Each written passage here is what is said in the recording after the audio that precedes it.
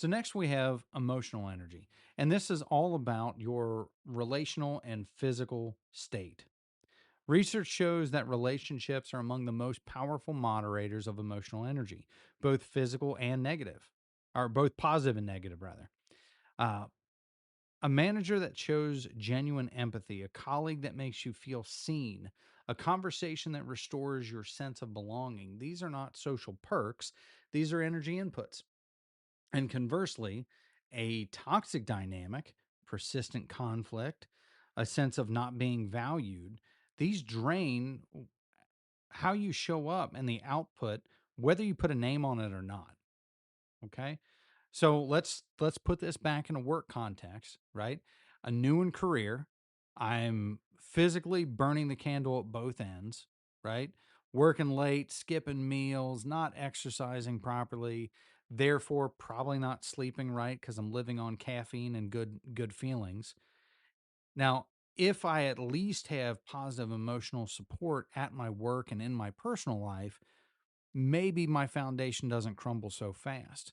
But if I'm doing all that and I'm living in a place of drama, right? And I say that not just in the work context, but I want you to think about the people that you surround yourself with. If those folks don't give you joy, if having them in your life does not build value, I want you to really take an inventory on that. I have cut off people in my life that drain that energy from me because again, I'm finally at an age where I understand that that is not an infinite resource. And if I give my emotional energy on you and your bullshit, on you and your drama, do I have enough for my kids, for my wife, for myself? Probably not, right? So I need you to think about that as well. So let's keep going. The third is your mental energy. This is your cognitive capacity, your focus, your creativity, that analytical thinking. So we're going back to our prefrontal cortex. This is the energy that most people are aware of, but they still tend to treat it as binary. Either you can think or you can't.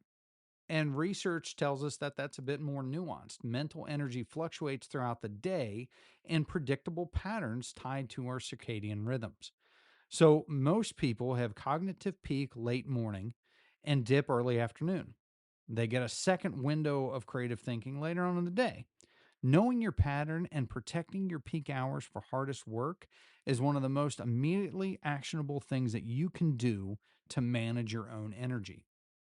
So for me, for example, and again, I need you to take a self inventory here. Think about the times of day when you feel the most energized. I know that I'm a morning person. Now I need to I struggle with some health issues. So when I first wake up, I kind of figuratively have to knock the rust off my joints, right? My body typically aches. For those of you that may be unaware, I struggle with psoriatic arthritis. And if you're familiar with it, it's kind of like rheumatoid arthritis, pretty similar. But in any case, when I wake up, I walk down the stairs like an 80-year-old man. I want to fall down, but I'm afraid that I couldn't fall, let alone get back up afterwards. That's the level of soreness that I have when I first wake up. But usually after about one cup of coffee, man, I am ready to go. And I know that I'm going to hit a mid-afternoon lull, usually around 1:30, 2 o'clock. I'm starting to come down a little bit, starting to feel like, okay, end of the day is in sight. And then I'll get usually another peak just before dinner. I get a little bit of energy then, and then it's time to wind down. So, but that's different for everybody. I've got, colleagues that are really night owls that will stay up late, but man, they are freaking worthless in the morning. Anything before about 10 a.m., they need their emails proofread, right? So, take some inventory of yourself, know where you land, and manage that accordingly. So the fourth type of energy is called purposeful energy. Sometimes this is called spiritual energy. And in research, we're not tying this to a religious sense. This is the sense that what you're doing connects with something larger than the task in front of you. Um, so this is the most understated dimension early in career. When it's present, it amplifies all the others. When it's absent, even physical and mental tanks feels like they're running on empty. So we've talked a lot about this in the past, about this concept of intrinsic motivation. That's really what we're tapping into, right? And it connects a lot into what we talked about in the last episode around your identity, right? When you know who you are outside of your role and your source of purposeful energy isn't dependent on the work that you do and that work going well, then you have something else entirely. Okay. So again, and I'm turning this on myself so that you can kind of put it in perspective for you. For me, my purposeful energy, I absolutely love talking to people and hearing about their stories, learning kind of what their journey was and understanding that human experience, um, and kind of that two-way mentorship conversation where we are both mutually benefiting. I absolutely love that, and that gives me purpose. And so one thing that I have tried to start doing more, be more intentional about in my career is that during the workday, when I know that I'm going to hit that lull, I actually schedule meetings that will bring me out of that. So what do I mean? Well, I just told you that when we go back to those four types of energy, my physical energy, I really try and get plenty of sleep. I really try to think about the output that I've used in terms of calories burned, etc., versus my input, so that I'm not overfilling the tank, as it were. Right? If have I earned the right to need lunch, or am I just eating because it's noon and that's when I said I was going to take lunch? Right? That's two different problems that you're trying to solve. One is boredom. One is true hunger. Um, so I think about that physical energy, the emotional energy. I purposely avoid drama in my personal and professional life. Right? I want people that build me up. And if you're tearing me down constantly, it's one thing if you're going through something and you need a shoulder to cry on or a friend to support you. I'm there for that. But if you invite drama and you want to bring me into the party, hell no, dude. I have to back out of that one. Right? I know that my mental energy is going to have a dip in the afternoons, but I know that my purposeful energy is mentoring relationships, right? So I typically schedule any of those like virtual coffee mentoring type conversations.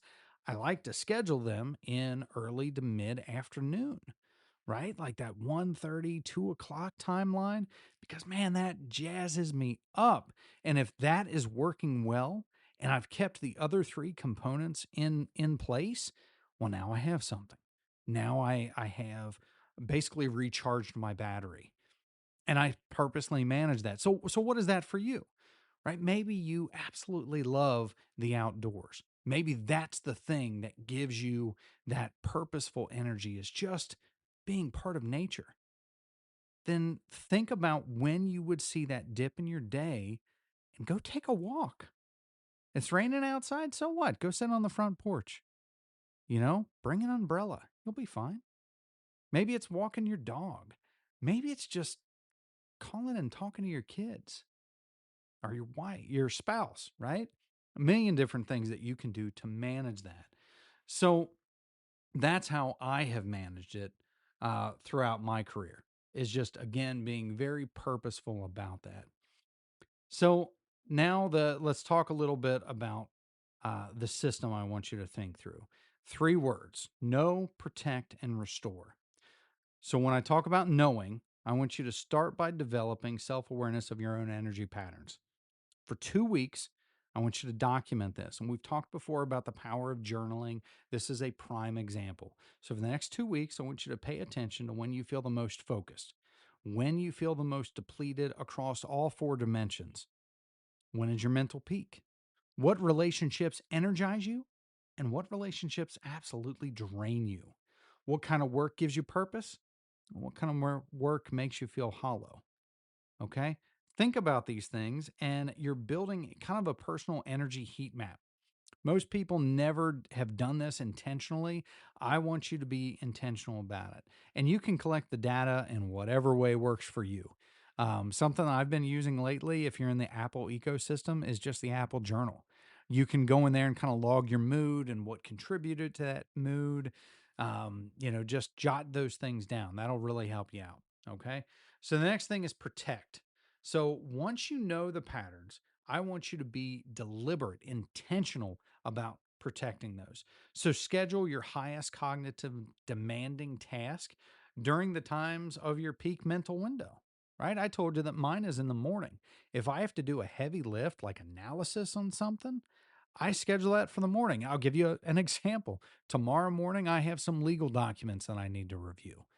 Now, if you've ever read a legal contract, they read about as exciting as stereo instructions, right? I need to be at the top of my game. So I schedule that for 8:30 tomorrow morning, right? I'm going to give myself a little bit of time to get into my day, to, check my emails, look at the schedule, know what I'm getting into before my day really picks up. And then at 8:30, my very first task is to review these legal documents because I know that timeline, usually from, say 8:30 till usually around 11 or 12, I'm doing pretty good, right? That's my peak energy. So when is yours? Guard that and put your important meetings, your important tasks there. And don't let low complexity tasks colonize your best hours, right? Learn to say, I'll get back to you on that when somebody needs something from you at a moment that you have nothing left to give. Okay. So even if your boss emails you, and I'll use again, maybe you are like me, and that mid to late afternoon is when you hit a little bit of a lull, right? Your boss says, hey, I need you to do this complex legal analysis during that time. It's probably going to take you longer to do, and you're not going to give the quality of work. So operate at the top of your license. Hey, is this urgent right now, or can I get back to you tomorrow? Right? I mean, be respectful of the role, sure. There are going to be deadlines, there are going to be exceptions to this, but if you can push it till the next day when you were at your peak, why not? It'll take you less time, get you better results. I also want you to protect your physical baselines. So, this is sleep, movement, nutrition. These are all professional habits, not personal luxuries. And I want you to be intentional about your relational inputs because your emotional energy is being shaped by every interaction you have. Okay. So, protect those things. Finally, I want you to restore. So, build a genuine recovery into your rhythm. Again, this isn't just shifting from work to brain numbing Facebook scrolling or LinkedIn or wherever your go-to social media thing is. Research on micro breaks shows that short, deliberate, non-work intervals, even for 5 or 10 minutes, meaningfully restore cognitive processes and reduce emotional depletion when it involves true disengagement. So this is a walk, a real conversation, just sitting there in the quiet, meditate for Pete's sakes. Any of those things. Whatever restores you. And the research is clear that the most sustainable high performers treat recovery not as a reward for completing work, but as a prerequisite for doing it well. So, know, protect, restore. That's the system.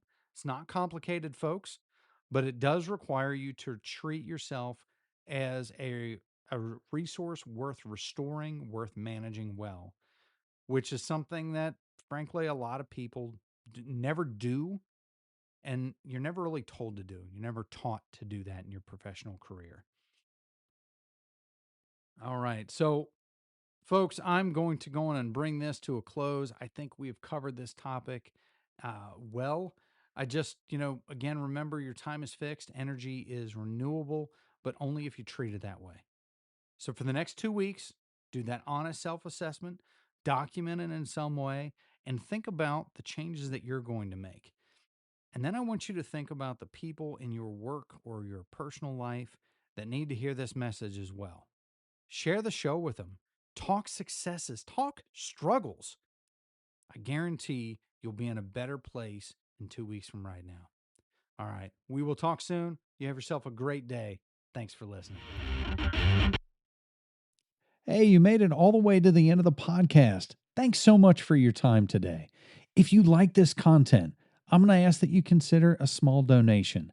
Every little bit helps, but this allows us to continue not only doing the podcast, but actually offering the internship positions, the leadership conferences, as well as the in-person courses that we deliver to high school and college students. think about hitting the donation button for me. And again, we'll talk soon. Bye-bye.